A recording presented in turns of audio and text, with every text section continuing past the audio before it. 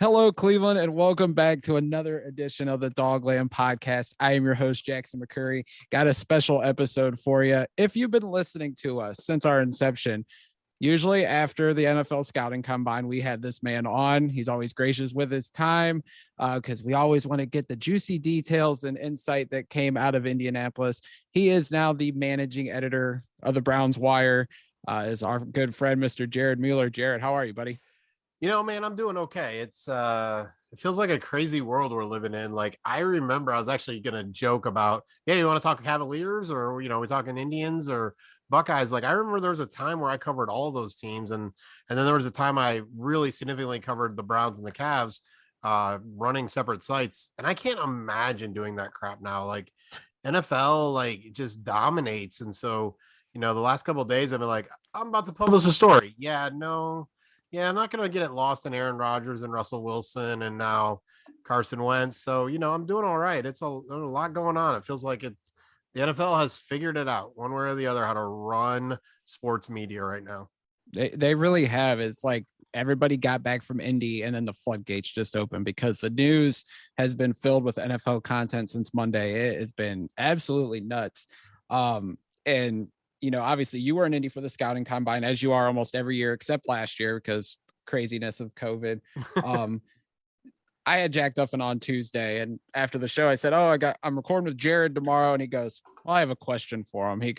And I started laughing when he said it because he wanted me to ask you your top 3 non-Browns affiliated drinking buddies out in Indy. Because I'm sure you mingle with all the Browns cohorts out there in Indy, but who are your 3 non-Browns drinking buddies out there in Indy? Interesting. I like it. I'm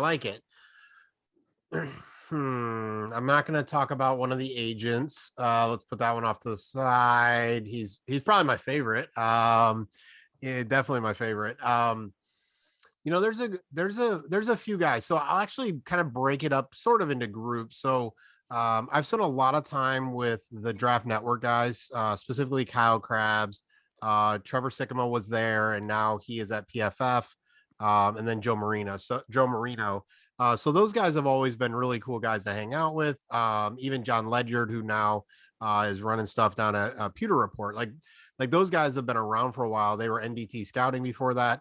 And so just a group of real dudes, hilarious. Like, there are stories of just the dumbest, like when you think of dumb things you did in college that weren't like illegal, like I've done a lot of that stuff with them at different sections, different times. So that was a good group.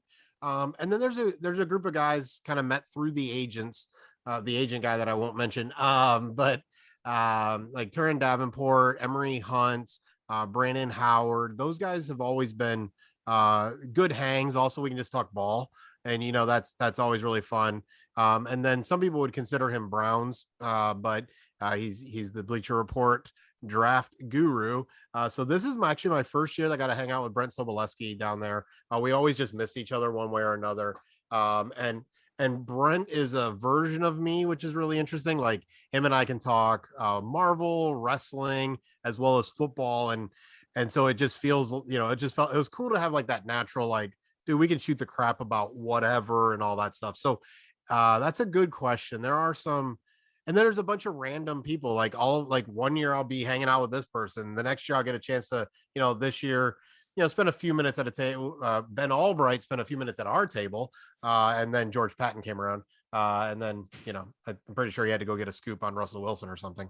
But there's always just those random things. And, I've met Greg Williams, his son Blake, have brushed shoulders with Belichick and Andy Reid.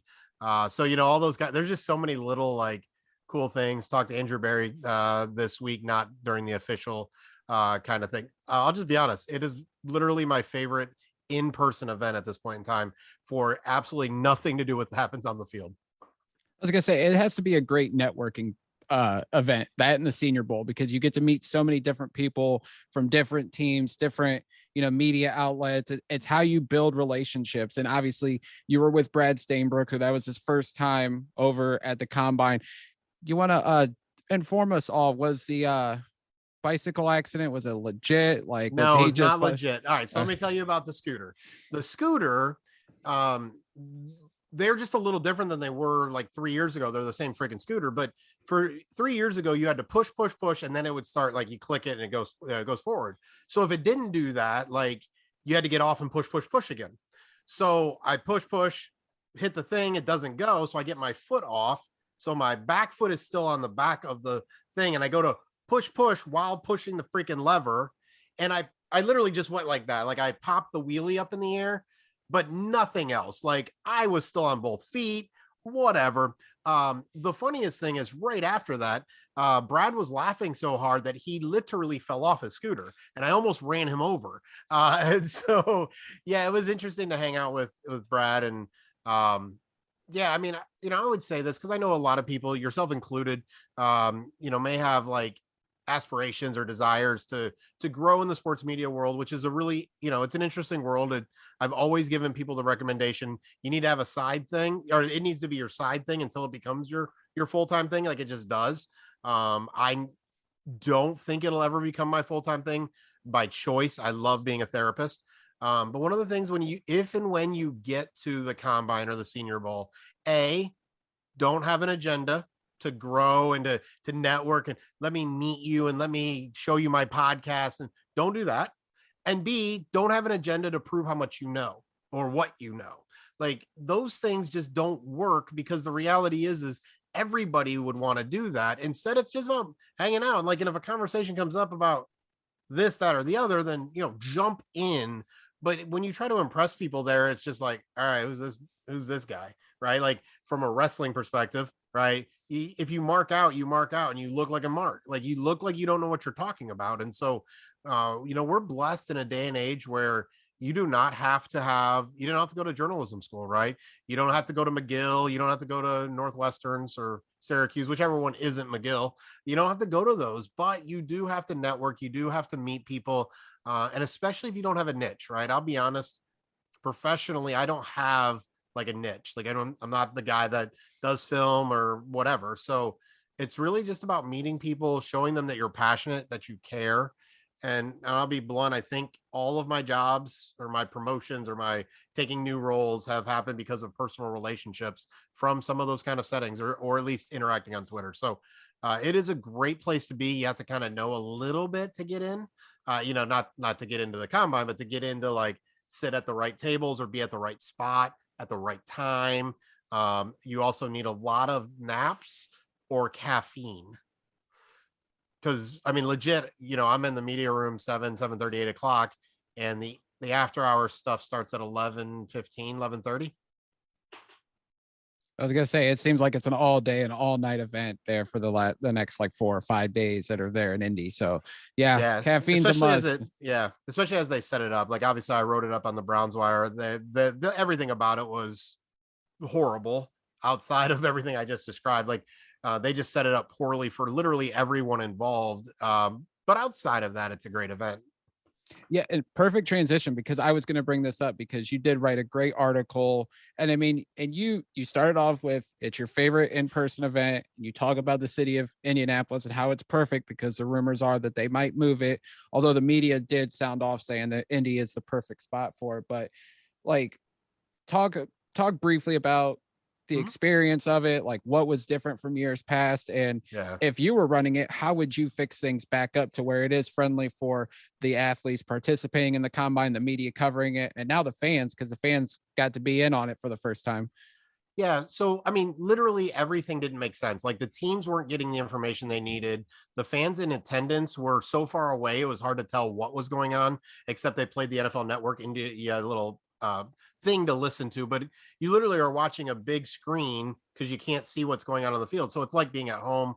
People at home were getting wrong times. There are still people that think Chris Olave ran a 4.26, right? Like you watch it on the screen, like you got to be able to trust what you're seeing. And then the players were, 3 wide receivers bench pressed, 3, right? Not a single running back did the short shuttle or the 3-cone and the 20-yard short shuttle. Not a single running back did it. And that wasn't because, we don't need to do it.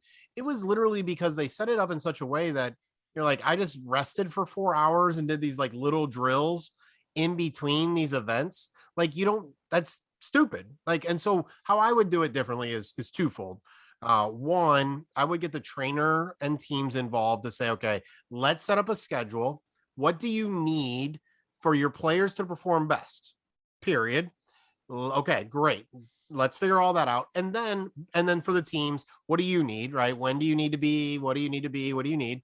And then the second thing is from a television perspective, I'm not sure there's more than three things the viewer, not the niche people on or niche. Gosh, that's an argument. I'm niche, my wife's niche, and I sometimes say it wrong.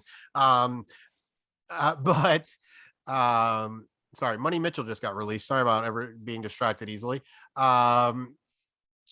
But the the viewers want to see the 40-yard dash. They probably want to see the bench press, and they probably want to see the quarterback's throw. I'm not really sure they want to see anything else. Maybe the 3-cone because it's timed. Maybe the vertical. Like maybe they want to see some of that. But literally, if you're going to do it in prime time, then everything that the trainers and teams told you, now plan everything so that you're showing those things on TV. Because nobody watching 7 hours.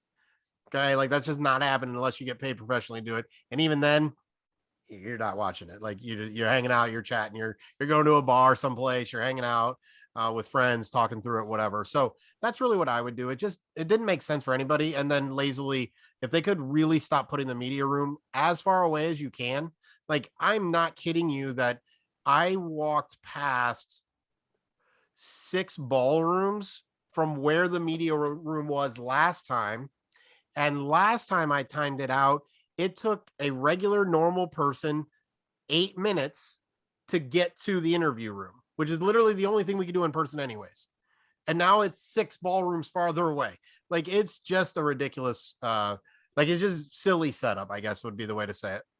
Yeah, it seemed really, really off compared to other years. And it just, I can understand how frustrating it is for you. Like, I don't like the primetime stuff personally. Like I enjoyed, waking up on the weekend and it started at 9 a.m. watching that like most of the morning. I only watched for the QBs to throw, the 40-yard time, maybe some of the other stuff. If they showed highlights, like that was perfect because you got to see them do everything really quickly. But yeah, they just need to find a way to make it more. They're trying to make it more fan friendly, and that's cool. But also at the same time, make sure it benefits everybody, not just the NFL lining their pockets with more money, trying to get like TV ratings and more ad revenue. Like you got to make it good for all parties involved in the process. Well, I mean, if you want ad revenue, make it something people want to watch, right? Yeah, like definitely. They legit, like if I want to know what I'm going to watch, like I hate this about wrestling sometimes, and I'm sorry to go back to some of those random things, but sometimes I don't like when I don't know what's coming up. Like if I only want to watch one match, I kind of want to know when it is, or at least have an idea when it is, first hour, second hour, whatever. Same thing. Like you didn't know when which wide receivers were running when, right? And so even then, like you're going to do 7 hours. Great. Well, from about 5 to 6, these 12 wide receivers are going to be running their 40-yard dash. You may not be able to do it to the minute or anything like that, but freaking tell the people what they want to look for. I'm guarantee you those ratings were terrible. You want to know why I know that for sure? It's Wednesday at 5 something. Sorry to spoil for whenever Jack actually puts this up, but it is Wednesday at 5 something. And I have still not seen a single number. I've seen nobody going, look at our ratings. And you're darn sure they do that anytime the ratings are good. So it's very telling. We haven't heard a single thing about the Combine's ratings. Nope. The only time I watched it was when I was at the gym or if I saw the highlights on Twitter.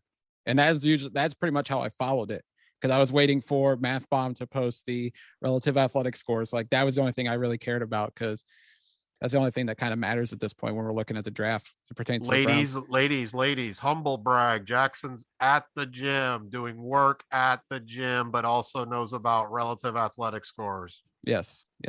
Going on my resume. Put it on the resume. Yeah. So getting to the Browns, because this is obviously why we have you come on, Jared, because, Aaron Rodgers goes off the market officially on Tuesday. Russell Wilson goes off the market. Carson Wentz goes off the market, but he was never really in the option for the Browns, I don't think. And now the media is starting to create a narrative, not all the media, some of the local media is starting to create a narrative that Andrew Berry's not being aggressive enough and they're not really trying to go and upgrade the QB position. 2 questions. 1, were they ever going to try to upgrade the QB position this offseason? And 2, were they exploring the market heavily and just didn't like what the cost was. Yeah. So the first question's easy. Yes. They've had interest in upgrading the position and have no problem about, they've told Baker Mayfield that. Like, the reality is they would upgrade if they could. The aggressive question is an interesting one because aggressive and stupid are so close to each other that it's not even funny, right? So when we look at who has moved so far, right, or who's the big names, Aaron Rodgers obviously didn't leave. Russell Wilson, if the Cleveland Browns were the only team interested in him, would have accepted a trade to Cleveland. Once the Denver Broncos were interested in a trade with him, he was not accepting a trade to Cleveland. Like, it's not really complicated because he wants to let Russ cook, right? And if you want to let Russ cook, that's with a bunch of wide receivers and a tight end, right? Yeah, that's what let Russ cook is. And it's also telling that Aaron Rodgers' backup option was the Denver Broncos. Now, is a smart quarterback who is young and developing and go, great offensive line, running back, great system, all that? Yeah, absolutely. Those two guys are going to bet on themselves and say, forget that bull crap. Let me throw the ball 50 times. Let's go from there. So aggressive. Listen, I put it out on Twitter. There's not a chance I would pay for Carson Wentz. No. Minimum. I would sign him to the minimum. Sure, whatever. Don't care. Minus the headache of media. I wouldn't give up a darn pick for him, and I would not be paying $28 million. So far, what we know is two guys had the Broncos as their top choice because of wide receivers. And then another guy is someone you don't want. So that leaves us, when you look at what's out there, Derek Carr, Josh McDaniels is not risking his career, his literal head coaching career, on this quarterback class. He may have if he could have gotten Aaron Rodgers, Russell Wilson, whatever. He's not risking it. He's not pushing for that to happen. So Derek Carr is not going anywhere. Don't care what anybody says. Kirk Cousins is most likely not going anywhere for a variety of reasons, including his salary cap. And no one wants to pay that dude $40-some million. But if we learn anything about Kirk Cousins, he gonna get his money. Like, he gonna figure it out one way or another. So let's take him off the board. Mitchell Trubisky wants to go someplace that he has a true competition for the starting quarterback role, including the New York Giants, where he trusts Brian Daboll. Let's go ahead and take him off the board, right? So where are we left with? Marcus Mariota, Matt Ryan. Did I miss anybody? I might have, but Deshaun Watson, right? And so obviously we have to talk about the fact that there is a whole bunch of legal stuff that is dirty and ugly and whatever. He is innocent until proven guilty. No problem with that statement at all. Both of those could be accurately true, but we cannot talk about Deshaun Watson without talking about Friday's grand jury as well as civil. And you guys anybody can chalk up civil to civil. If there's nothing to it, no one's making money, right? No one's making money if there's nothing to it. Now, he might settle if there's nothing to it, different conversation, just get it over with kind of thing. But grand jury, whole different conversation. That there is a grand jury, the prosecutor, and work with the legal system for a little while, the prosecutor believes there's enough to possibly bring charges against Deshaun Watson. You just don't even get to the grand jury without that. So let's go ahead and cross him off the list until he's back on the list. What are you trading for $40-some million of Matt Ryan at 37 years old, who looked like nothing, right? You're not, most likely, right? Unless it's really, really cheap. But the Atlanta Falcons think they can get more than Indianapolis got for Carson Wentz. So I'm going to cross him off my list, right? So you're left with, and this is not just the Browns, you're basically left with Marcus Mariota in the free agent market and a quarterback class that no one believes in. And Malik Willis could go to the Lions at 2, right? Like, or going to go at 9 or whatever it is. So I get it. We want something new, but help me out. Like, where and how? Like, what is there? Well, yes, he could blow people out of the water in a trade. He absolutely could. And who the hell are they going to throw the ball to? Exactly. And then there's still people pining for Jimmy Garoppolo. I just don't see that ever being a realistic option. And he's facing the same problem as Baker. He's coming off of shoulder surgery now. So it's like that just happened this week. And it's not a significant upgrade. I put them on the same level. Garoppolo and Baker. Yeah. And I talked about this on my podcast a while ago, is I believe that the Browns see them. There's 3 tiers of quarterbacks. Not good enough. Okay. Up there, right? Like the high level tier. For the Browns, it's not about getting a little bit better, right? Kirk Cousins, Jimmy Garoppolo. Yeah, listen, whatever. You can think they're a little bit better. I'm okay with that. No problem with you thinking that. Even Derek Carr, if you think he's better, which I probably do think he's better than Baker Mayfield has been, that's fine. Is he in the next tier is more important than is he better? Because if he's not in the next tier, does it even matter if he's not better? Right. So, yeah, I'm with you on Jimmy Garoppolo. He is good looking. But, the Niners didn't win because of him. I don't care what their record is. We cannot get into quarterback wins. He has a lot of limitations, but it's the opposite. I always use Anderson Varejao and Matthew Dellavedova, the whole Cavs thing. Those are players you love when they're on your team and you hate them on another team. Well, it's kind of the flip of that. Jimmy Garoppolo is the guy you don't really like when he's on your team, but other teams are like, yeah, or other fans are like, give me that guy, right? We have that kind of grass is always greener on the other side kind of mentality. As a mental health guy, let me throw a little extra line in there. The grass is always greener on the other side because they water it. So going into 2022, obviously Baker's going to be the starting quarterback, barring something completely unforeseen. Is the thing now for the Browns, or is this just me being a fan? If it's Baker, we hope Baker works out. And if it doesn't work out, they're heading back to the draft next April in search for the next franchise quarterback. That was the Browns in 2020. 2020's offseason was that statement. Well, they didn't say it, but it was, let's see if Baker's the guy. If not, we'll go be aggressive and find it someplace else. And guess what you cannot do after you make the playoffs? Can't turn your back on him now. Can't turn your back on him. You can't trade Jarvis Landry. Odell Beckham Jr. gets hurt. I have it on very decent authority that if the Browns don't make the playoffs that year, all 3 of those guys are probably someplace else. Okay. The other thing, just real quick, Baker Mayfield, there was a chance he could have been a Washington Commander. So when Ian Rappaport says Washington called about every quarterback, they called about every quarterback and may have been willing to waive the physical requirement. Now, they may have done a physical on Baker to make sure, he's coming along, but he wouldn't have been able to pass the physical, but may have been willing to waive the physical, and the draft compensation would have been decent. It would have looked a little different than the Carson Wentz, but the Browns don't have a replacement, right? We just talked through this. So you either go with you trade Baker Mayfield, force yourself to draft a rookie who's not ready in this draft. Case Keenum, listen, anybody thinking Marcus Mariota is that guy is just hoping, right? So they just didn't have that, and they couldn't line those things up either. So Washington was not going to be the last dog at the bowl. And they feel like they were, but so they went with Carson Wentz. So yeah, the plan is to do in that direction. I don't think it's just draft or nothing though.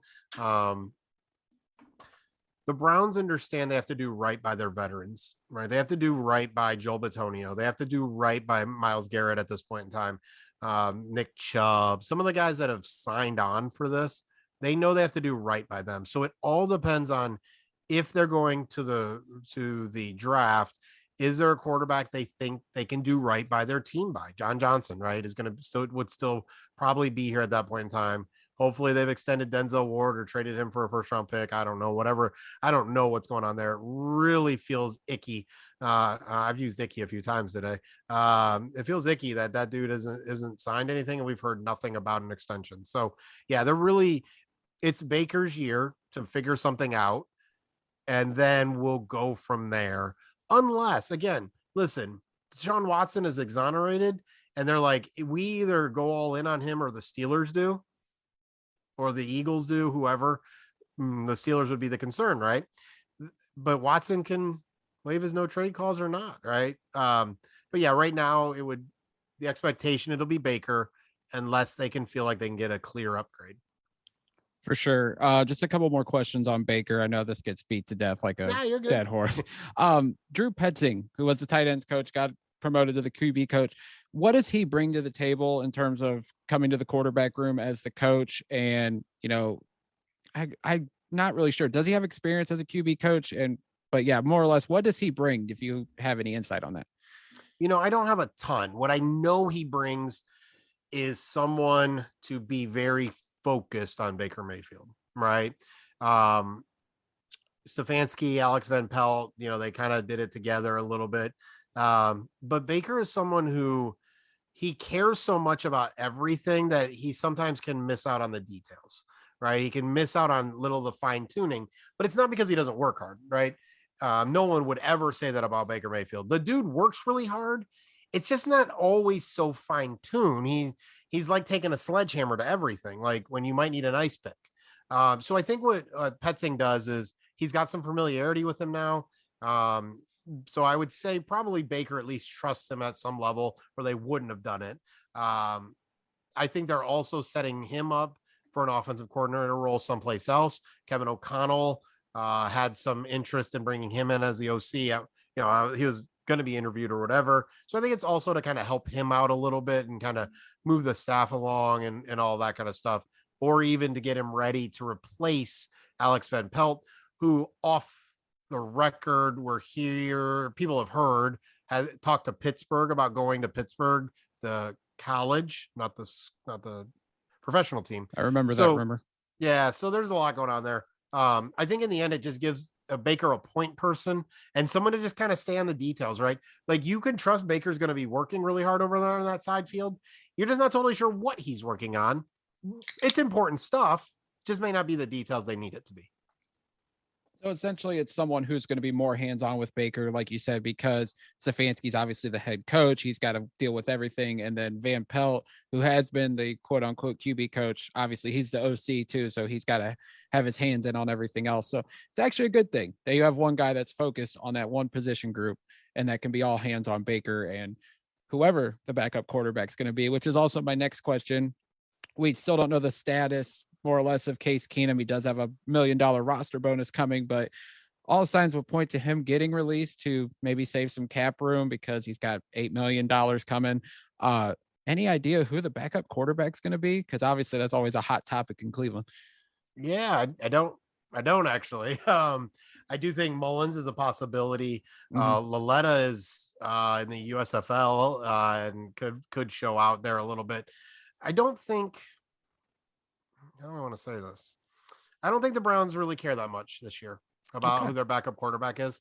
They didn't trust Case Keenum when Baker Mayfield, had his arm hanging off and was obviously not performing very well. And so my guess is what I've said to people before is you're not getting a backup better than Case Keenum. I'm not saying Case Keenum's good. You're just not likely to get a backup that's better than him. And so if they weren't going to bring in Case Keenum when Baker Mayfield's arm is falling off, they're not probably going to start the other guy anyways. Keenum's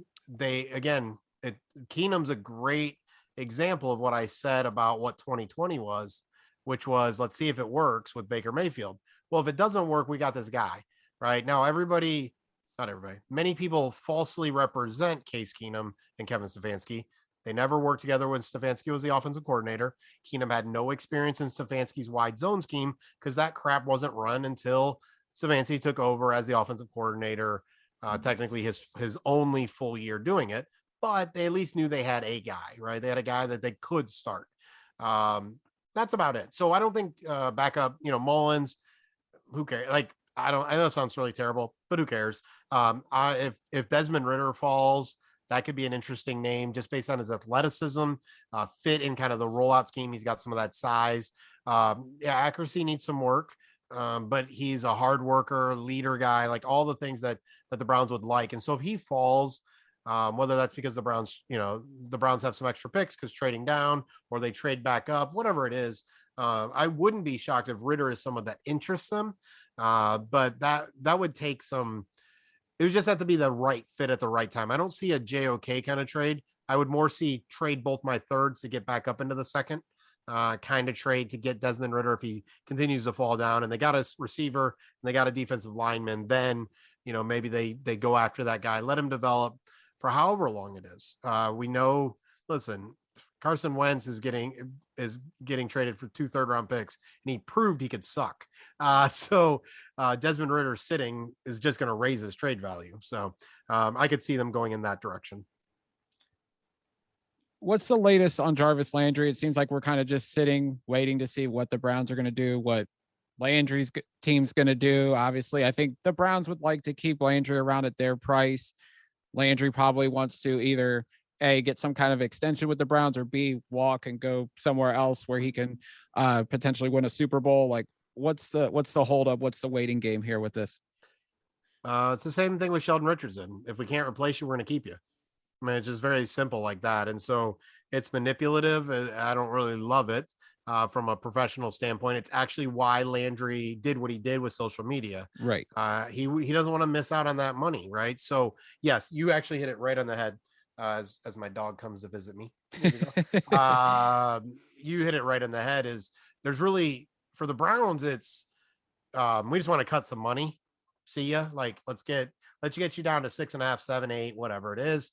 For Landry, it's, hey, I'll get down to 6, 7, or 8. You're going to guarantee me 16 over 3 years, right? So 24 over 3, but 16 is guaranteed, 14 is guaranteed, whatever the number actually is. And there's just some contention there. Players think higher of themselves than normally than they are. And they also have this part where they kind of want to be paid for what they did a little bit, which logically they know is not accurate, but they think higher of themselves currently, and they want to get paid for what they've done, what they've gone through with Landry, right? Like everything in Cleveland. I apologize for a dog barking. No worries. So I think the reality is that you hit it right on the head. There's just a kind of a waiting game, and the Browns have to decide. Listen, if they do it again, right? If they do the Sheldon Richardson to Jarvis Landry, that is not going to be a good sign for how veterans are going to see this organization. No, not at all. Because I remember, I think it was early on in the Sashi era, they cut Dante Whitner in like April after, going through free agency. They obviously let several veterans walk because it was obviously, now it looks like it was part of their plan. And they cut, I think, Whitner and Dansby late. I think it was either right before the draft or after the draft. And I just thought, that is not good business. And I think Sashi did learn from that. I really hope Barry learned from the Sheldon Richardson situation and doesn't do that to Landry. I just kind of hope if they can't come to some sort of an agreement on a reworked deal, that they just let him walk and let him go test the free agent market before everything dries up. I just hope they do good business with Landry, because he has been solid for this organization since they traded for him 4 years ago. And she's actually the anniversary date of when they made the trade. Nice. But I just hope they kind of work something out, whether he's here or is gone. Just do good business by him.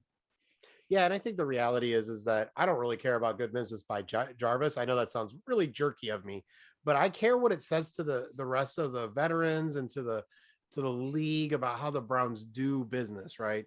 That they are the team that once you're there, then you're there, and you're theirs to kind of do whatever you want with. I will say this: Landry knows what the market is for him. I mean, that's what the combine's for, right? Landry knows what the market is for him, and the Browns have 6 days, whatever the number is, for tampering actually starts to make a decision. They still have to make a decision on Dearness Johnson, which has kind of been back and forth a little bit from what I understand. And so, as my dog is trying to get into my face. So they need to make a decision. I think it's the right thing for an organization. You want the right reputation, right? You want to know that if you sign there, they're going to do, like you said, they're going to do right by you, because it's the right way to do business. If they have an understanding with Landry, like it'll be 10, but maybe we'll cut you if we know we're going to get somebody like on day 1. Cool. Like that's fine. But the reality is much like Landry knows his market, the Browns know his market, and they know their own market. They know what they're doing.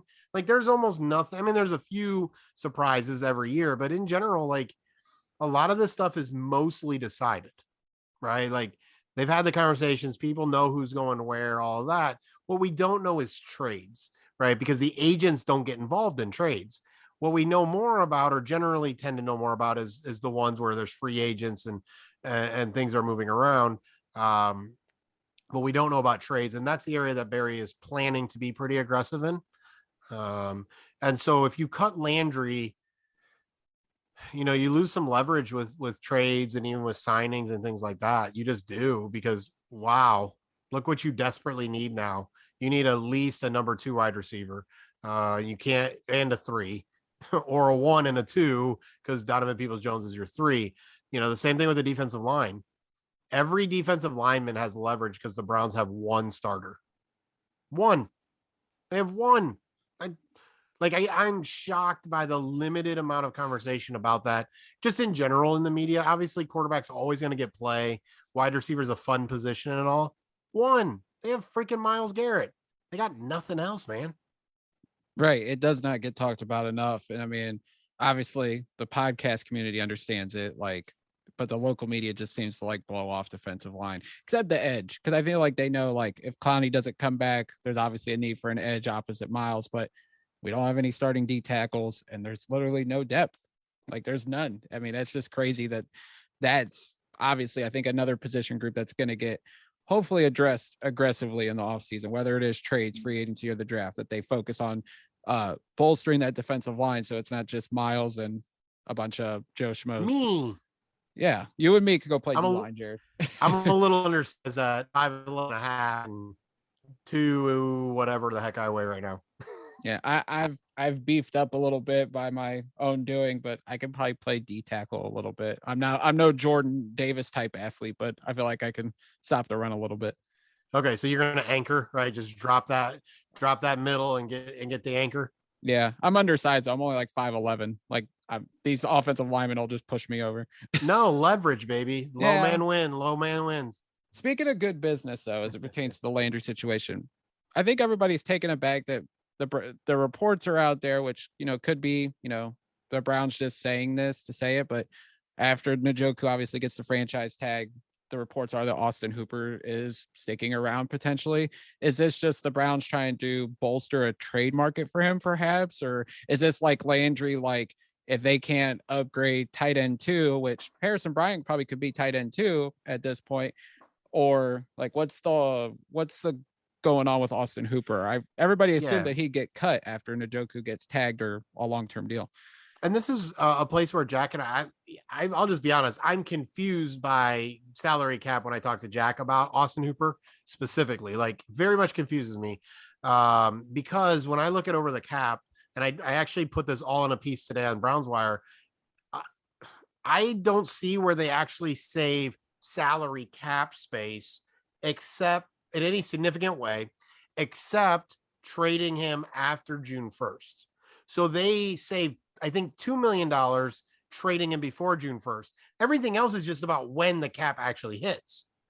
But the reality is that crap doesn't matter. If Andrew Berry needs to push some cap space back, he restructures. And almost all of these contracts are set up to restructure where he can automatically, he doesn't have to, the players don't agree to it. He just does it. And salary, the guaranteed money becomes part of the signing bonus, stretches it out over a few years. He can do all that. I just don't see anywhere. Now, I know the Browns have given out certain amounts of money to him. But the reality is I don't see anywhere they save significant salary cap space unless they trade him after June 1st. And unlike the cutting him before June 1st designation, it doesn't, they literally have to do that. They can't be like, hey, we're going to trade him today, but we're going to call it a June 1st trade. They can do that with cutting him. They can't do that with trading him. Otherwise, it's just about when the salary cap money hits. So this year it's 13 or whatever. If he's on the team, it's 13. And then it's 3.75 if they cut him next year and 3.75 after that. Well, if they cut him this year, it's only 3.75 this year, but it's 9.5 next year and 3.75 the year after that. If they trade him before June 1st, it goes down to 10 or 11, 3.75, 3.75. So it's literally, they can save a bunch, 9, I think, if they trade him after June 1st. So I know Hooper's not overly productive. He's fullback oriented in the way that he's been playing, but what in the world, why would I eat the same amount of salary cap space by lopping him off unless I'm going to get something in a trade? I don't understand it. So the only thing I can think of, 6th, 7th round pick after June 1st. So for 2023, 5th round pick, maybe, where he agrees to restructure with somebody else, makes a lot of sense. Now, I don't know when the bonus money and all that stuff goes, but I could care less about cash in the NFL. I'll be writing it up, and we talked about it earlier. The Browns spent the most cash in 2021. I don't care about Jimmy Haslam's money. I give zero craps about the guy who stole a bunch of money from truckers, or didn't steal it. Wink, wink. So what I care about is cap space, and I don't see how they save it otherwise with Hooper. Yeah, I mean, I think Jack has said if they designate him as a post June 1st cut, they do save some money. Now, I know the trade is the same, I think, as the cut. I could be wrong, but it's the when. It is absolutely the when. Or yeah, sorry. So even if they do cut him post June 1st, I'm trying to pull my piece up right now. My computer's slow. Even if they cut him post June 1st, yeah. So if it's a June 1st designation, they save $9 million against the cap this year, but then it'll cost $7.5 next year. So and this is how I wrote it. In either scenario, Hooper will cost the team $20.25 million in cap space over the next 3 years. Period. Point blank. He will cost them $20.25 no matter when they cut him. If they trade him before June 1st, they'll save about $2 million over that span. If they trade him after June 1st, they save $9 million in cap space, most of it this year. So I just don't see, yes, it's when the cap is, they save cap space, but it's really cool. And over the cap, you cut him and it changes 2022, but it also changes 2023 and 2024. So you can look ahead. Love those guys. Love Spotrac as well. A lot of really, I mean, the resources we have access to nowadays are freaking amazing. Oh, without a doubt. Like 10 years ago, I never would have thought to look up cap numbers and all that stuff. I'd just be like, anybody know? Or, I would just be like, he's bad and he makes a lot of money. Please cut him. Yeah. Thank God, like 3 or 4 years ago, Jack Duffin came along and really, he's been teaching us all about the cap stuff. And sometimes I'm still confused about it. So that's why I lean on him heavily for that kind of. Absolutely. He should. I mean, he's a good guy. Like a lot. I want to encourage everybody. I know you just had him on. But he's part of the team over here. So yeah. What's that? I mean, he's part of the team over here. So yeah. But I mean, the reality is some of the stuff that he's put out when it comes to draft prospects and age and guardrails and height and weight, like that stuff's really like stinking impressive. Like that's the kind of stuff that some of the NFL's, their own system, their ointeresting databases do. Like, so he's done a lot of really great work. It's really cool to see. It's making nerd stuff really interesting, which I really like. And he's made it pretty simple. I always need to ask him little questions like, hey, what does this mean? What does this mean? But besides that, he's made it generally pretty simple. He just dropped some more. I just sent it to you in the DM. So he's killing it. Is he listening live? He must be. Yeah, he's got it tapped. He's going pro days. Gotcha. So, with the whole Jarvis Landry situation and, just based on rumors that have already leaked out, whether it's national or local media, the Browns are obviously going to be aggressive at the wide receiver position this offseason. What other position group do you expect them to be heavily aggressive in? We talked D-line. I mean, that would be the obvious, but is there anything else that we're not thinking of? Like, we're going to attack this position hard. I don't know about attack this position hard, but the Browns, I don't think they will ever not add at least one cornerback. At least one, right? And I'm using the word at least because the idea in Indianapolis is that if it's not a wide receiver or defensive lineman, it's a cornerback at 13, which again brings up a lot of questions about Denzel Ward, right? Again, has not been extended, going into his 5th year. We talked all about Baker Mayfield being a lame duck and all that. Denzel Ward is in Ohio, right? He's been here a while. Does that dude want to get up out of Ohio? It's possible. Like, I love this state. There are some days where I'm like, did it just snow this morning? What the crap? It did. At least it here. Did. Yeah, here too. Yeah, and I'm like, man, it's not snowing in Texas. It's not snowing in Tennessee. It's not snowing in North Carolina. So that's really, I would say, I mean, MJ Stewart, who is their really versatile player behind Troy Hill, but also can play safety for them. Ronnie Harrison, right? So Richard LeCounte did not only on the field did he not have a good year, that dude did not have a good year from we're going to trust you to be our 3rd starting safety guy. So I think if you told me they only drafted wide receivers, defensive linemen, and defensive backs and ignored every other position, I'd be like, okay, yeah, I get it. Like, that wouldn't shock me. Like, it would shock me because that's crazy to do, but it wouldn't shock me because those positions need to be addressed. I think running back's another interesting one. We mentioned Ernest Johnson. It's not certain that they're going to make him a restricted free agent, right? He might become unrestricted. And that leaves you Demetric Felton, who played mostly wide receiver last year.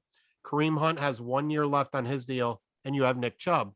So then you're drafting a running back. You just are, because you have nobody behind Kareem Hunt that's of kind of a full-time running back if anything happens to either Chubb or Hunt. So that would kind of be my fourth kind of spot that I would look at. So with Denzel Ward, like obviously, there was rumors after Teller and Batonio got extended that he'd be next, but it is weird that it hasn't happened yet. Maybe it happens over the summer, maybe once after free agency figures out and they have, a good idea what the future cap looks like, they get an extension done. But is it out of the realm that they trade him, especially if like the right deal comes along and say they get a free agent, let's just say JC Jackson, for instance, wants to come to Cleveland and they just say, hey, we'll give him the money and we'll move Denzel for some draft picks? So I don't think they would look to pay a lot of money to replace Denzel Ward. So it wouldn't be in that vein. It would be, I mean, let's just be very blunt about it. It'd be Houston Texans type of thing, right? Like, so if you're going to Deshaun Watson and instead of giving up a bunch of picks, I mean, you still give up some picks, right? But instead of giving a bunch of picks, you trade Denzel Ward, who they pay a buttload of money to, and you give up whatever else you have to. Ward and Hunt were taught. Listen, I'll tell you this: ton of people, media and otherwise, what's going on there? What's going on there? What's going on there? Right? Like, Kareem Hunt is a starting level running back. Loves to be in Cleveland. Cleveland's paying him really good for a backup, right? But only has 1 year left on his deal. What's going on there? Denzel Ward is a top level cornerback. Had some little bit of health issues here and there, but people, just like Njoku's drops, they overplay that too much. What's going on there? What's going on there? What do we do? Any idea why? And I can't answer them. Nothing makes sense from the Browns. Yeah. Like, it just feels like this weird floating out there thing. And when there's smoke, there's fire normally. Now, does that mean anything certain? No, but it's either Denzel doesn't want to stay in Ohio or wants to move on, whatever part of that is. He talked, Fred Greetham at the OBR. I still have a tweet saved that I want to talk about. Denzel talked about wanting to play press man, and Joe Woods likes a little everything, right? He likes a lot of C3, he likes cover 3, some cover 4, he likes a little bit of man here and there. Maybe Ward wants to do some more of that. Thinks that's where his money is, because in man, you're going to get, you're going to lock it up. You're going to get that island kind of reputation. Or the Browns don't value him. Either way, it's a little concerning, right? Like, or don't value him at the number he wants it to be. But so either way, it's a little concerning. So Ward and Hunt would be the two guys that would burn down Browns Twitter. Now go real extreme and go, what if the Browns trade Ward and Hunt plus a second round pick in the next 2 years for Deshaun Watson? Right? Like, now all of a sudden draft capital is still there. 13 is still there. Obviously Watson has to come there, all that stuff. But again, I'm just throwing that out there that I wouldn't be shocked. I have taken them off my untouchables list. I will tell you, Kareem Hunt will be pissed if the Browns trade him. Pissed. He is so happy to be home. He's a real interesting personality. Oh, for sure. I mean, I know you wrote about that in your article about the rumors and stuff at the combine, and you mentioned Ward and Kareem Hunt being potential trade chips. And Kareem Hunt doesn't surprise me. Denzel would, just because, I mean, I've always thought that the Browns were going to sign him long term. He was going to be a Cleveland Brown for a long time, but there is something strange to it that the extension isn't done yet. He's heading into his 5th year. Like, there might be something up. I mean, we'll see in the next coming months, but it's definitely gonna be something to watch. Hold on. My last question, actually, this is my last question for you. Okay. If the draft was today, the Cleveland Browns with the 13th pick would pick Garrett Wilson. Really? Yep, it is Garrett Wilson until it's not Garrett Wilson. It's Garrett Wilson until Garrett Wilson gets selected before the Browns, which I think is going to happen. It is Garrett Wilson. Burks, Carla Fittis. I don't know how to pronounce his name. Karlaftis, thanks. Karlaftis are two of the other guys on their list. I mean, that's really where it is. It's Garrett Wilson. They like Olave a little bit. They do have some concerns about, I'm going to use the word toughness, and I don't mean that in like he, he's not the guy that's going to really fight for the ball kind of toughness, if that makes sense. Like, he's not out boxing people for things. He also isn't, as smooth as he is, and even as much as he tested, he's not out jumping people for the ball. Like, there's just some of that body control kind of things that Garrett Wilson has. So yeah, it'd be Garrett Wilson. Trade down is always a possibility. A lot of people, if they trade down, are going to just assume, or trade out, not out, but trade way back, that it's all about quarterback next year.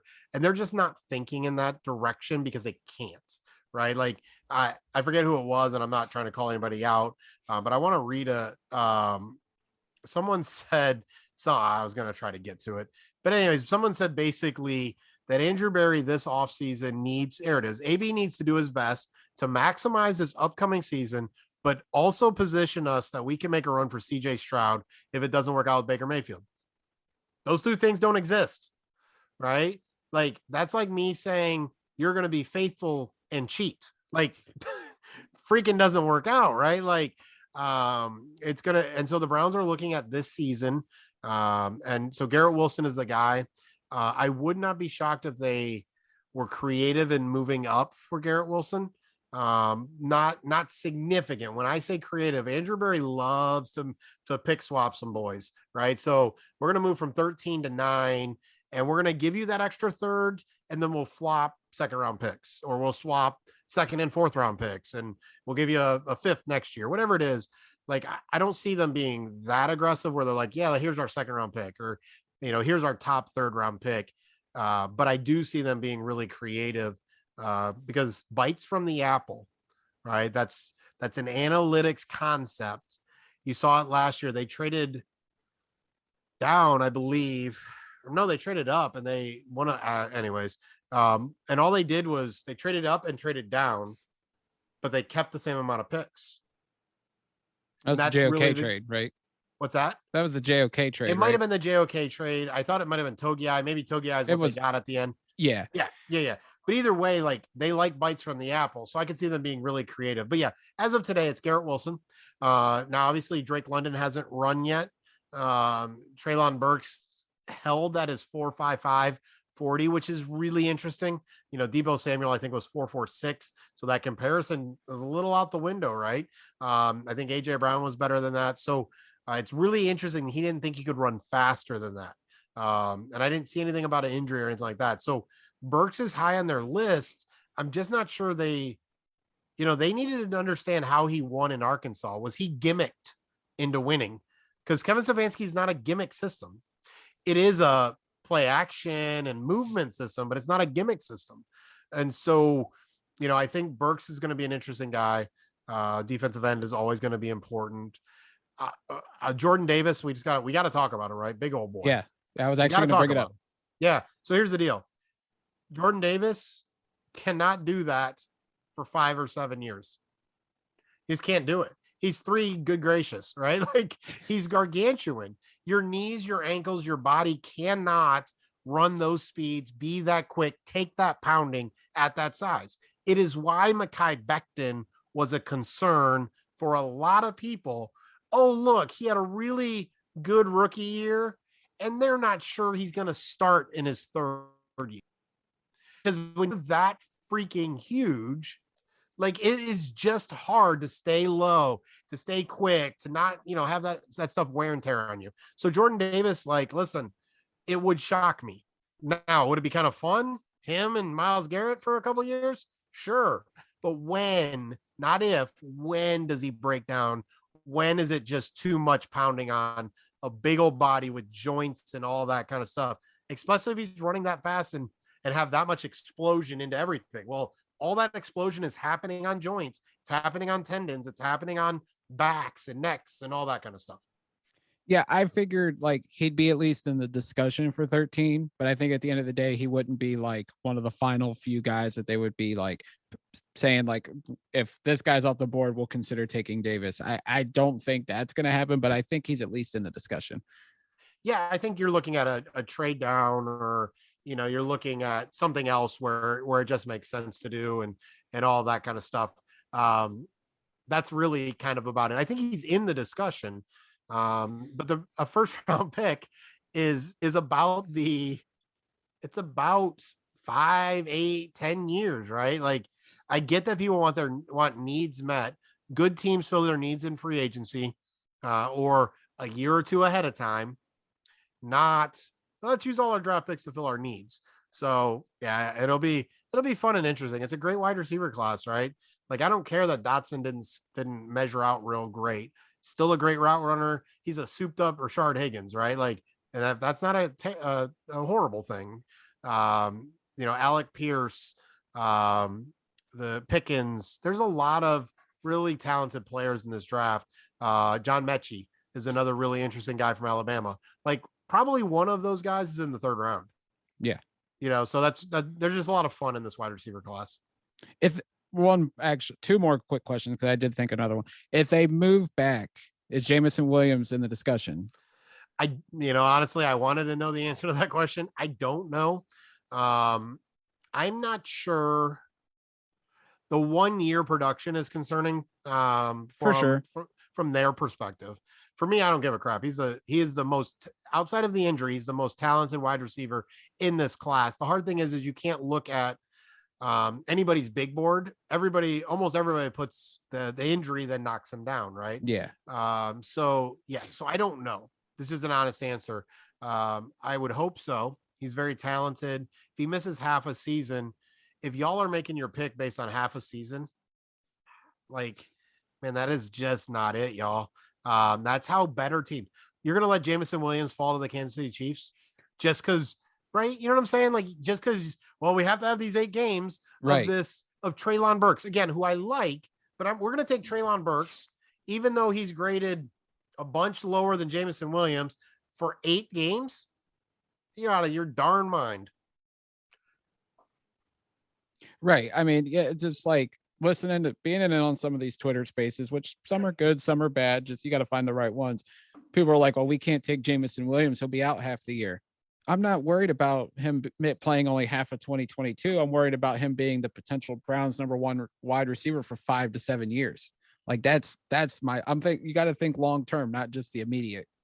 Yeah. And listen, spaces are really interesting. Like, obviously I know very interesting. I actually know Chop's first name, which I don't know how many people really actually know his first name. A few do, obviously, but his email's in the bio. So you oh, is it cool? Yeah, there we go. Yeah. All right. Good job, guys. Way to put it out there. No, just kidding. Listen, for me, that's a lot of chaos, and I'm an old dude. Like, I don't need chaos up in here. I think it's really fitting for kind of some of the younger age people, to feel like they're involved. Like, a lot of the stuff he's done has been really, his work is complex, and some of the other things that he's done, like, he is allowing people into his world and to interact with the Ben Axelrods of the world. And Trill was in the other night when I was on, and, even with Brad and those guys, like, the spaces are so weird, but I think it's really cool to allow Joe Schmo, right? And that's not saying anybody's bad or good, but like, right. Joe Schmo can interact with some of these people and like get their opinion out there and all that. I'm just so old that if 2 people are talking at the same time, I want to reach through the phone and slap one of them. Yeah, it can be a little hectic at times. They are, I mean, some are good, some are bad. Chops, for the most part, they've been good. Sometimes they're a little bit controversial because you get the Baker bros in there. If he's obviously anti-Baker right now, so if you don't agree with him, he kind of rails on him. But I mean, that's what you're going to get in this day and age. You got to pick sides, obviously.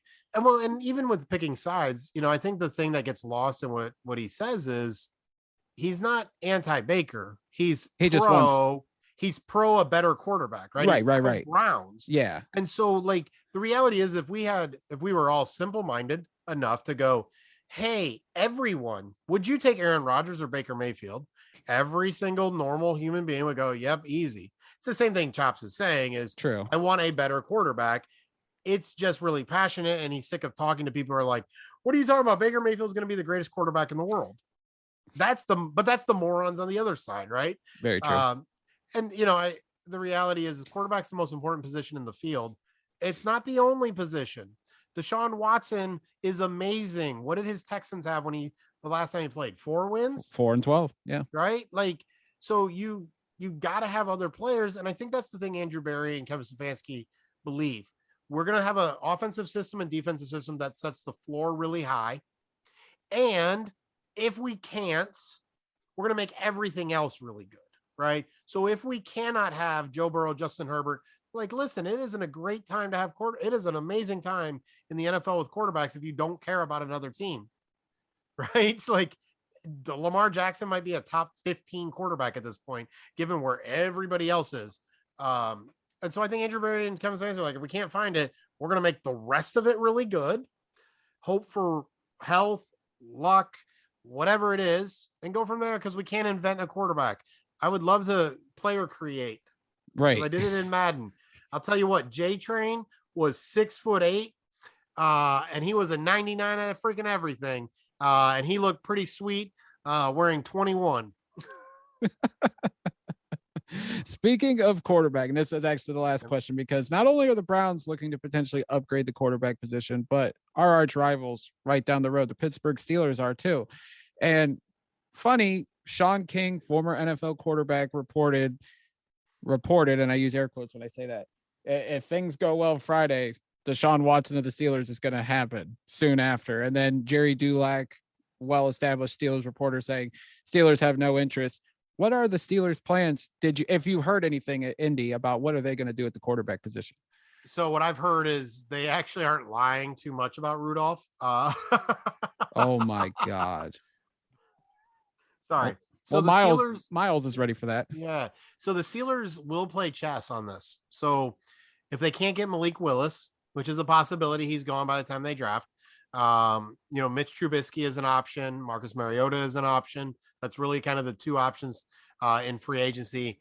Matt Ryan type, the older veteran that's getting paid a lot and is only okay is not. And so when I say that they might play chess a little bit, this is over exaggerated. But if they have to, let's get TJ Watt some rest this year. Let's get Minkah Fitzpatrick some rest this year. Let's get Cam Hayward some rest this year. Let's suck. And let's go on to that next draft. Like, the Steelers are confident enough in themselves to say, we did it with Duck Hodges and, played okay. Let's just see what we can do, but not go outside of our comfort zone. Listen, it's really weird with the fact that Deshaun Hamilton just cleared waivers. That's interesting, from the Broncos. No one picked up the wide receiver coming off an ACL tear. What's really interesting, another Deshaun Watson, is you're like, oh, Deshaun Watson, there's no way the Steelers would pick up Deshaun Watson given everything is going on. Yeah, but they also had Ben Roethlisberger, and obviously we know all about his stories. I know some of them personally from college, direct experience. Jacker. Didn't like that dude at all. But then again, that was already their guy. There's a difference between being their guy and staying with him than bringing him in. It makes most sense to me. But then you add Brian Flores to the mix, and all the rumors that Brian Flores wanted him in Miami, right? So there's all that seems to be conflicting, but I just don't see it. At this point, I would probably bet money on the Eagles. And I wouldn't say the Browns are out of the top 3. So really? For whatever that means. Now, is that accurate? I don't know. I'm just kind of spitballing from conversations. Could it be the Giants because of Brian Daboll and their new GM and some respect for him? Yeah, maybe. Could Seattle now flip most of what they got with Russell Wilson to get a younger version, or whatever you would say about him as a talent? There are some options out there. Carolina. That seems to be the hot team. It does. So Watson, again, he has a no trade clause, right? Mm-hmm. Why? Right? Like that's the question he has to ask himself. Again, similar to Russell Wilson. If it's only Carolina, well, sure, great. Get me out of Houston. I'm not sitting again all next year. If it's Carolina and Cleveland, why Carolina is got to be a question he has to answer. It's warmer there, but between the two, Matt Rule and Kevin Stefanski, who's more secure in their position? I know Rule got the long contract, but who's more secure in their position? Who's proven something in their position? Who has a better offensive line? Christian McCaffrey is on the freaking trading block, and no one's given a nickel for him, right? So, sorry, a 5th round pick. When I said a nickel, my bad. It's a little bit of, I don't know, coming out of me. Like, sorry. No, it's all So, good. so that's really would then be the question is, and then does Houston say, well, if Cleveland won't give X, Y, and Z, we won't trade you there. Carolina will give X, Y, and Z. So we would trade you there. Right. So there's just a lot of moving parts there.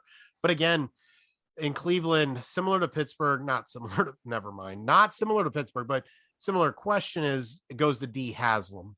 D Haslam is passionate about protecting women, thinking about women, all of that stuff. She was huge into Kareem Hunt coming and actually approving that, not just rubber stamping it, but really approving it. So there's just a lot of details that, from what I understand, NFL teams don't know. And that where you would normally get information, they're not getting it because the lawyers for both sides, Rusty Harden and Buzz, I don't know the other guy's name, are both kind of trying to hold cards to their chest a little bit and all that. So NFL teams, not a lot of them, it's not they don't feel comfortable. They're not totally sure what the heck is actually going on there. Right. It is such a fascinating thing, and it's not far from over. I think even after Friday, like, even if the criminal stuff, if there's no criminal charges, they obviously got to still deal with the civil stuff. And I mean, one would think there's a suspension probably coming from the league, even though he sat out all of last year, was inactive every game. I would have to think the NFL will come down with some form of suspension on him. Yeah. And the one of the major problems for him from a timing perspective is at the civil trial, he's going to have to is a strong term. Sorry. But have to plead the 5th.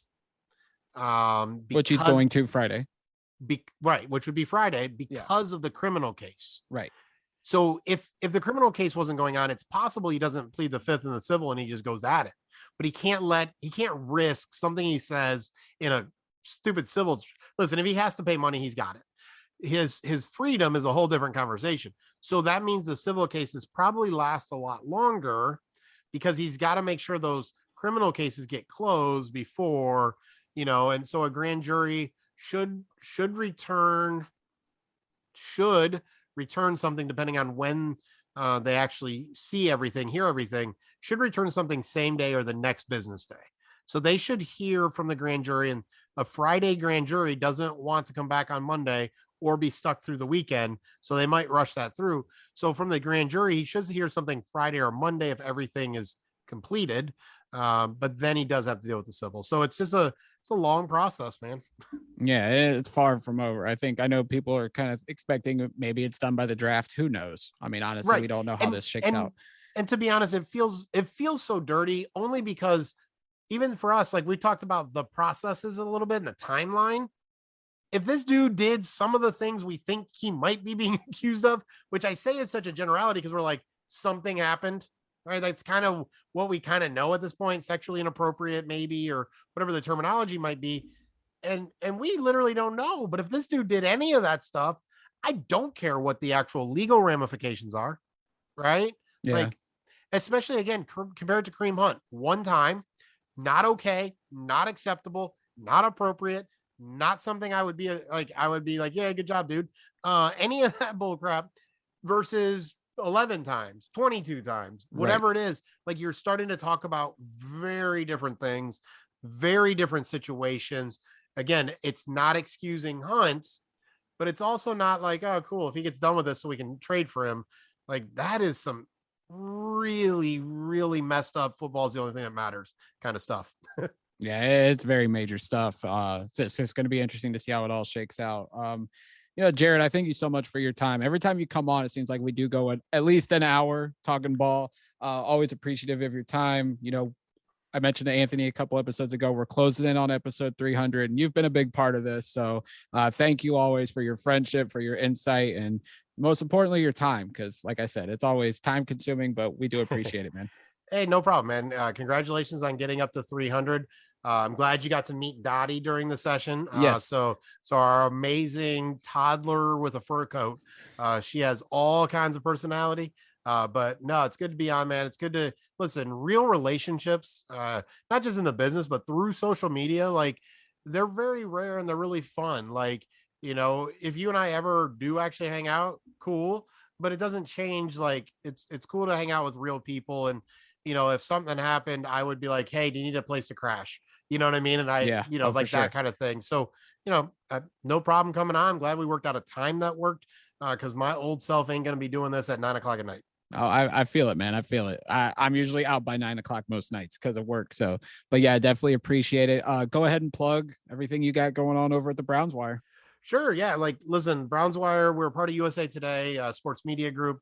And we just listen, try to do the best we can with what we got, and what's going on. We try to bring as much information, and analysis through kind of the aggregation, but as well as kind of breaking things down. And so there's sometimes we cover things I don't really want to cover, but we got to, right? Like it just is the way it is with some of the drama and some of that. Like we want to keep people up to date. And so Jeff Risden handed the keys over to me after last year's draft. Jeff's a friend of mine. He takes care of the Lions Wire. And so Josh Keatley does a lot with kind of looking at draft and mock drafts and some of that kind of stuff. And then Brad Ward has his podcast, as well as he'll be bringing out a blueprint, what he kind of setting his blueprint for what this offseason should look like. So check it all out at the Browns Wire. And then I've got a podcast that, because I've been on a lot of other people's podcasts, has been neglected like a poor little puppy dog that I need to handle. And especially with all the people are like, dude, I thought we were getting on your podcast when I was in Indy. So, but it was cool. I've talked to Teron Davenport. Sobo will be on at some point in time. A few other people have already kind of, hey, let's do this, so a real short kind of podcast. So 15 to 30 minutes maximum, shooting for 15, knowing me going 30. And you guys can follow Jared on Twitter at Jared K. Mueller. Mueller is Mueller. Just want to make sure I got that right. But you guys can follow me as well on Twitter at Jack McCurry08. Follow the Dogland at the Dogland, as well as check out thedogland.com. And until next time, as usual, Browns fans, go Browns.